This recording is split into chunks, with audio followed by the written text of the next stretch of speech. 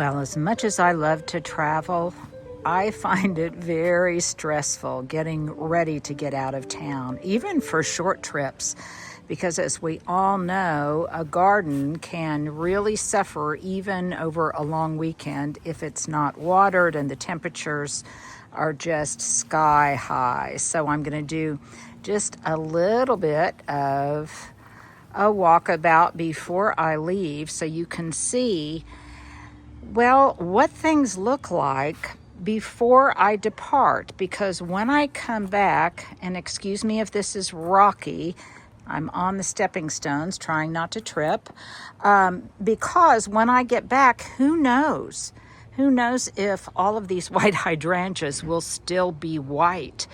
The weather continues to be very rainy, which then I think in some ways, well, I'm not really sure if it is the intense heat or if it's the combination of wet blooms and intense heat, but the blooms are starting to brown now. And while I think they can age beautifully, nevertheless, I really want to document what they look like while they are still in this white form. And certainly, I will have Sweet Stuart come by and take lots of stills of them before they are past their prime.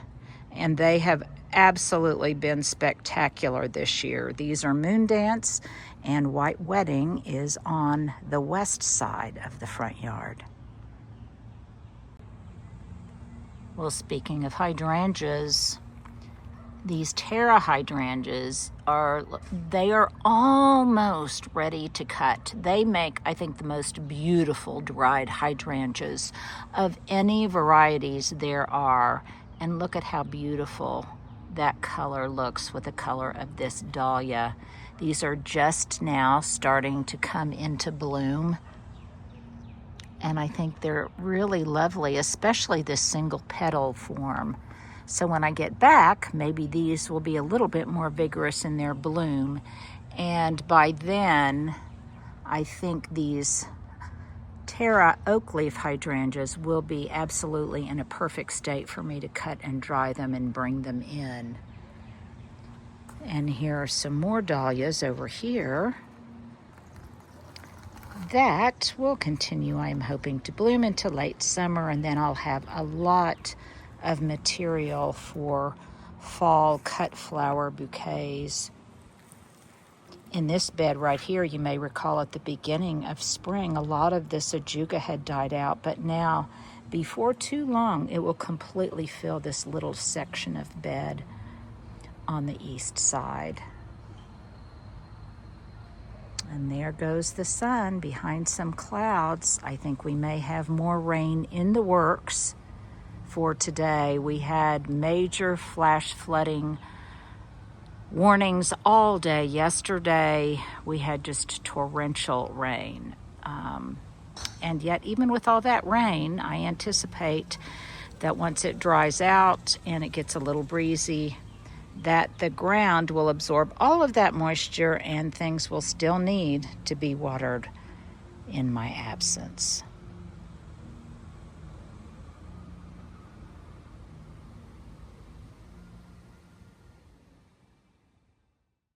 Well, when someone shares a fabulous product with me, I, of course, want to share it with you. And today I want to share this wonderful product line called Kitsch. It's all kinds of hair care products.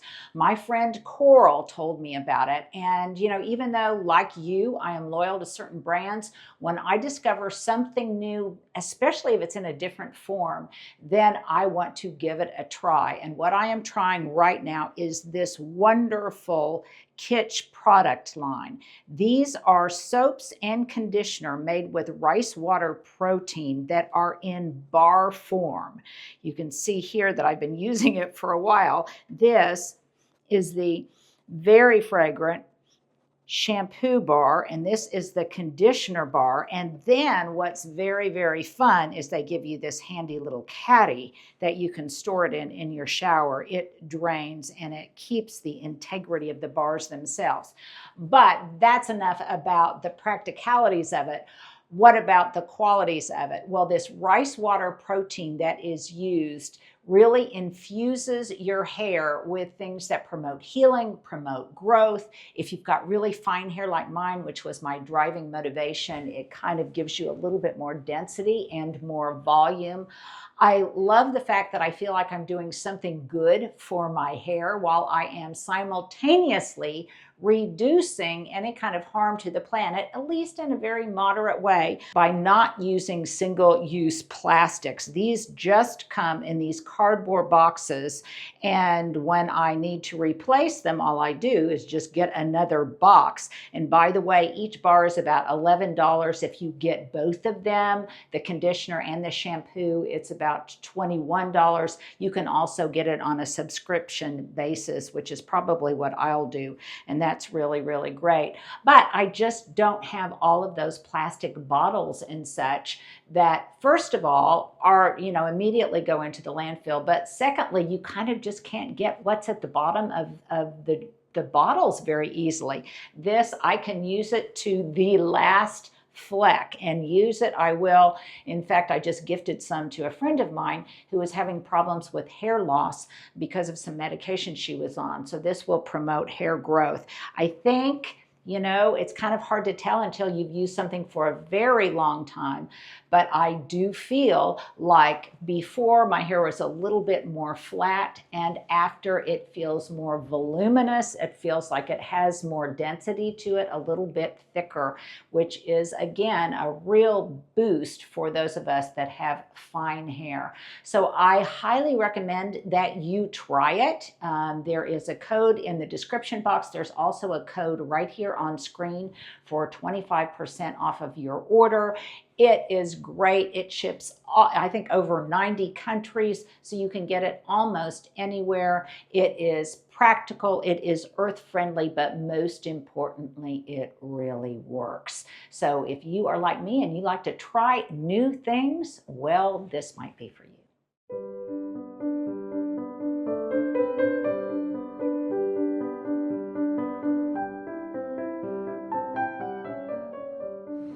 Well, I didn't get the opportunity to tackle this topiary in waiting. I'll do that when I get home.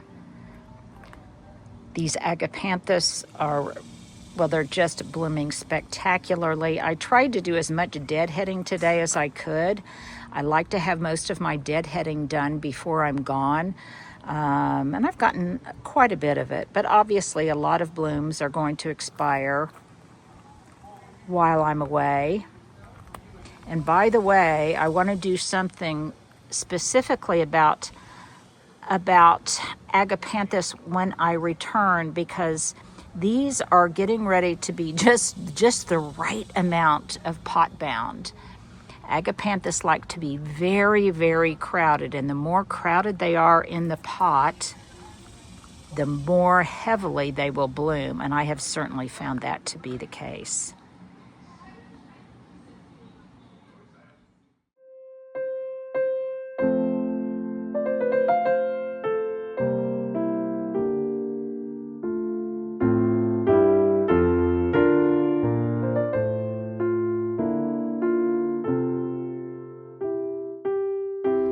Now I've got some signs of trouble right here.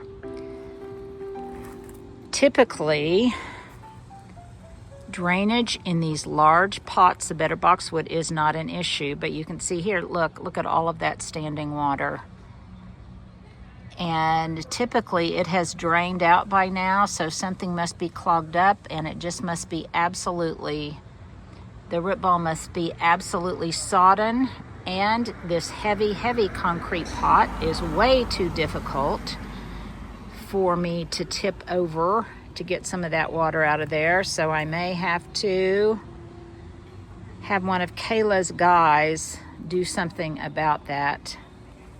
And these, you can see here that these agapanthus are not as pot bound as the others, not quite as crowded, and they are blooming, but not as profusely.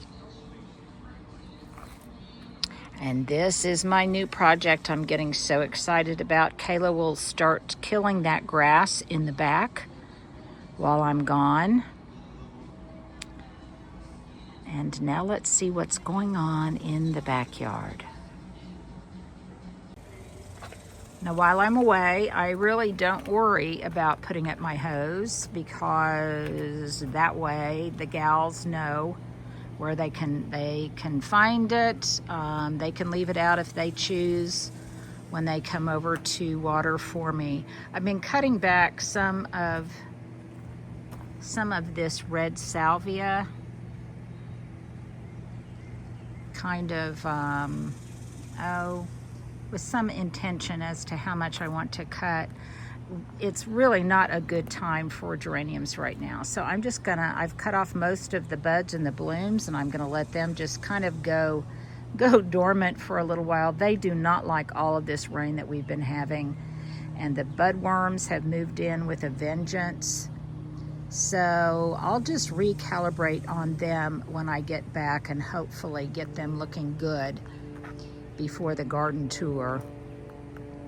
I need to bring in my pillows because I feel certain we'll get more rain while I'm gone, which, by the way, is always a happy thing for me, because when I come home, the garden is in such better shape when it rains.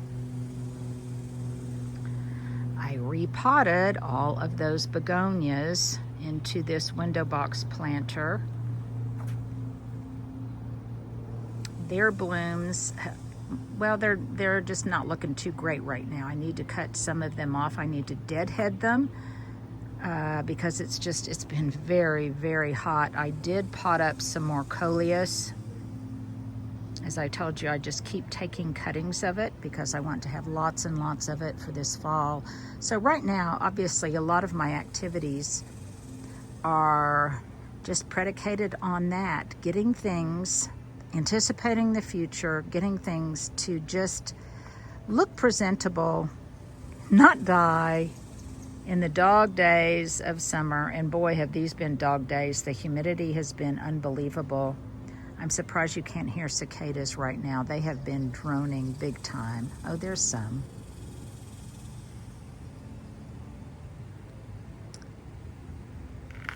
It was so interesting to read your comments on the front versus the back. And I have to say that I kind of agree with you that in many ways the back is more dramatic than the front, probably because of the dark coloring of the Vater Cottage gray color and all of that green and the pops of red, and because it's shady. So typically when I am showing you the backyard, the light is a lot softer.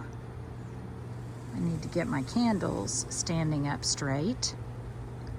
The light is a lot softer even when it's sunny, and so it never looks quite as harsh back here. That little topiary I showed you the other day, I've got it potted up. I tried to get most of my potting done before I left. There comes that sun again. And I think it's supposed to rain some more tonight because I think this heat will fire up all of the humidity in the air. I am so loving all of these boxwood balls and that red. Really makes me happy. It's simple, it's lush, and I think, again, I think it's very dramatic. I've harvested, well, what little produce, but nevertheless, it's been delicious. All of the tomatoes, all of the peppers that have been produced so far. Actually, I've gotten quite a few peppers, and now I'm getting quite a few tomatoes. Had them with my breakfast this morning, along with some other produce that Kayla brought me, a cucumber and some things. Finally, these tomatoes over here are starting to take off. They look considerably happier than they did earlier in the season. And what is very happy is this pumpkin. I've got 3 vines that are now cascading on the other side of the fence. And as someone commented, I've got an abundance of leaves, so I can cut off some of that leafy growth and just wait for it to start hopefully pumping out some little pumpkins. The foliage that's there is very, very healthy, and that which is coming out on the other side is equally as happy. What is not happy is that geranium. I need to do a lot of deadheading on it. But what looks relatively content is this planter filled with all sorts of different things. Some New Guinea impatiens, some Muhlenbeckia, some red verbena, some white and yellow lantana. It's really getting filled out. There's a pepper in here, and I spy a pepper ready to be plucked. And then there is also some butterfly weed here for the pollinators, and that red and orange, well, it looks pretty happy, so I think some of those pollinators may decide to visit the backyard. Here is what my Annabelle hydrangeas look like since I cut them back pretty substantially. And just to prove to you that it didn't harm them at all, you can see all that new growth coming out from where I did those prunings. And it will be full and lush. And I'm considering, here's my question of the day, I'm considering moving some of these Annabelles over to that new bed, because they're very, they're very happy here, maybe a little too happy and a little too rambunctious. So I'm thinking about that. But then I'm also thinking about doing hydrangeas that bloom on new wood over there, but hydrangeas that bloom in color and not just in white. So give me your thoughts on that.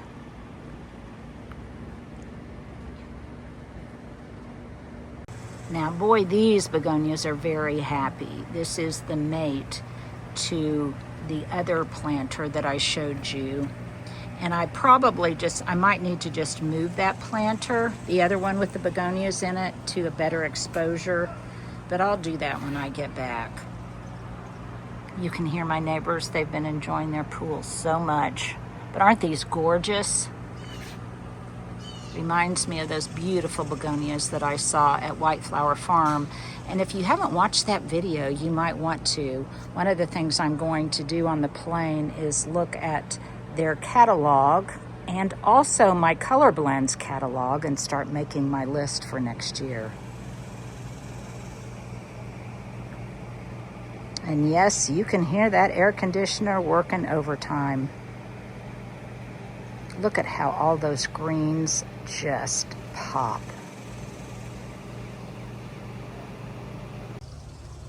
Now, I've been amazed that with all this rain, the mosquitoes haven't been any worse than they have been. I need to get some of those mosquito discs that John was talking about. I've got some mosquito, what are they called? The bits, now I can't remember what they're called, but that are a mosquito deterrent.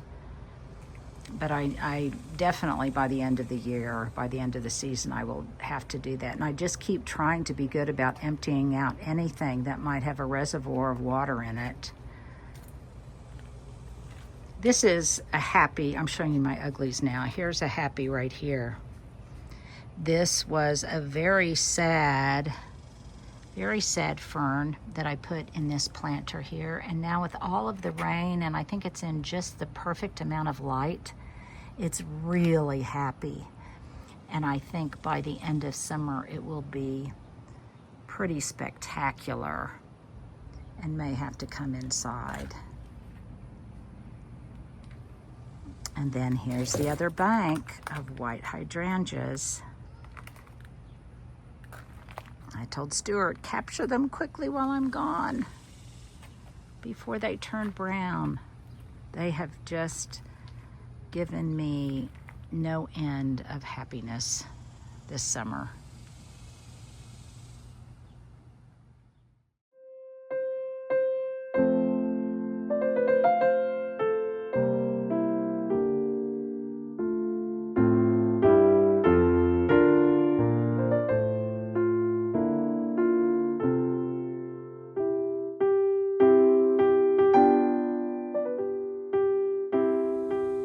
There are those cicadas. You can really hear their drone now. So here's my hose. It's not on the walkway, but it is out for Kelly and Jen, who are going to water for me while I'm gone. Thank you for your service, ladies.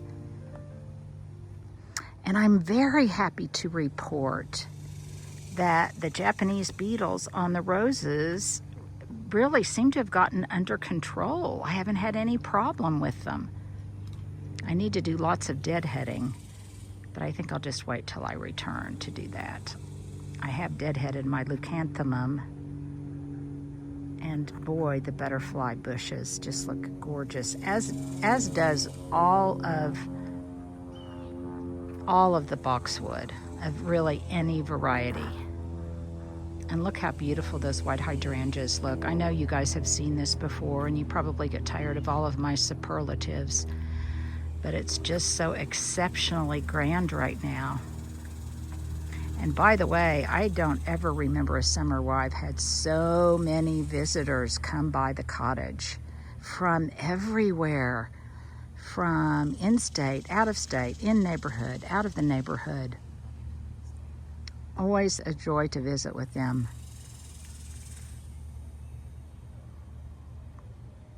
And I can't believe, but so many of these things already are ready for another prune, all the boxwoods, and even some of the eugenia. Now here's something that's kind of interesting to me. Let me kind of slowly torque back around. The grass has greened up so much, and I think we've gotten that fungus, the leaf blight fungus, I think we've gotten it under control. But here's what I wanted to show you, and that was that these massive boxwood topiaries that are in front of the parlor window, I've noticed recently from the street you can't even see them anymore. And so I'm going to have to start doing some pruning on the redbud trees and may consider repositioning them. And look at the white blooms starting to come out on the Encore azaleas.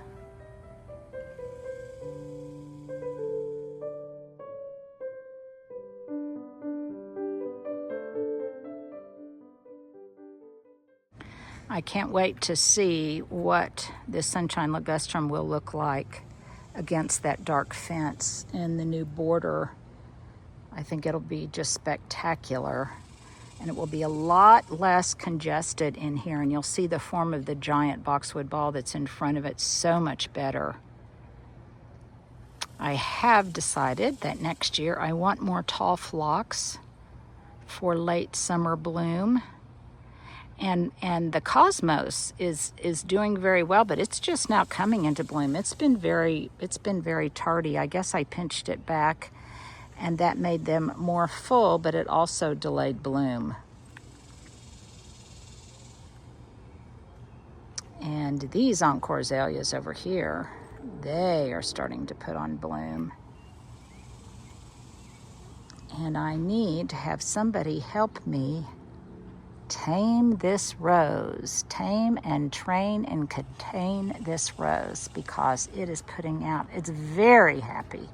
I see little signs of any pests or disease, and it is growing gangbusters. And a lot of these branches need to be secured to the wire supports.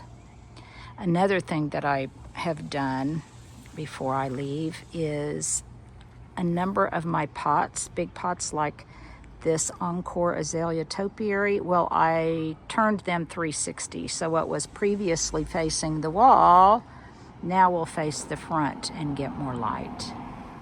Boy, all of the foxglove growing at the base of the boxwood in this pot is very ready to be relocated. I'll be doing that as soon as possible this fall. And finally, all of this lantana is setting heavy bud, and I should have lots and lots of blooms along autumn's edge when I get back. And all of the little boxwood villages are really starting to grow up. Here's that very, very large boxwood ball that I told you about. And by the way, I would say that when you want to grow a massive, massive specimen like that, that my favorite variety to do that is Green Mountain boxwood. It doesn't require as much trimming. It holds its form a little bit longer, and it's just a really good variety overall.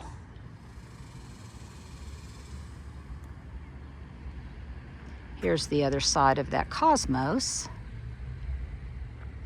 which is pretty and ferny, but isn't putting out a lot of blooms yet. I spy one white one. Lots of new buds on the apple blossom roses. And I probably would have done a little bit of judicious deadheading before I left, but I just have run out of time, so that's okay. Those can turn into what I'm hoping will be beautiful rose hips.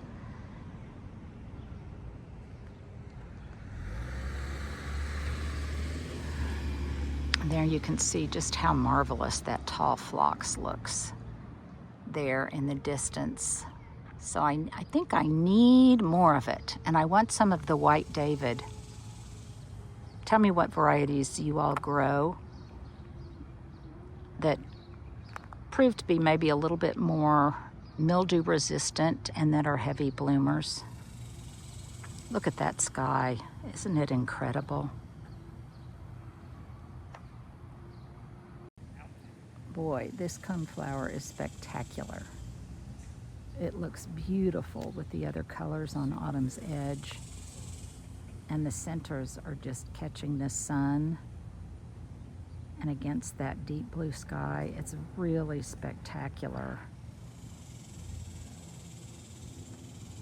I've got some more that's kind of hidden on the upper terrace that I need to bring down into this location where it can do its thing a little bit more effectively. Zoom out here, but I wanted to kind of give you an idea of what it would look like if you strolled around the perimeter on the sidewalk in front of the cottage. Again, I've had so many sweet, kind, lovely visitors, a number of them bearing gifts. It's been fun.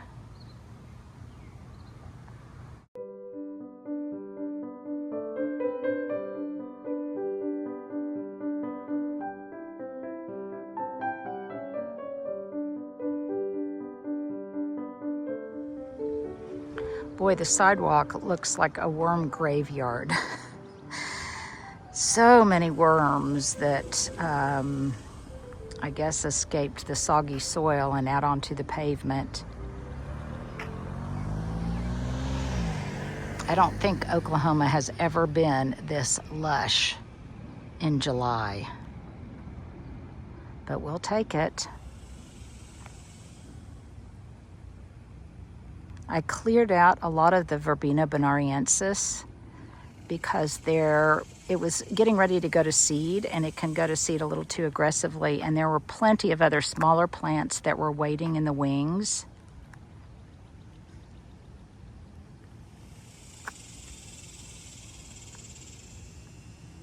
And these pots with the mandevilla, the white and the pink, and the lantana and the asparagus fern are very, very happy. I think they grow exponentially every day.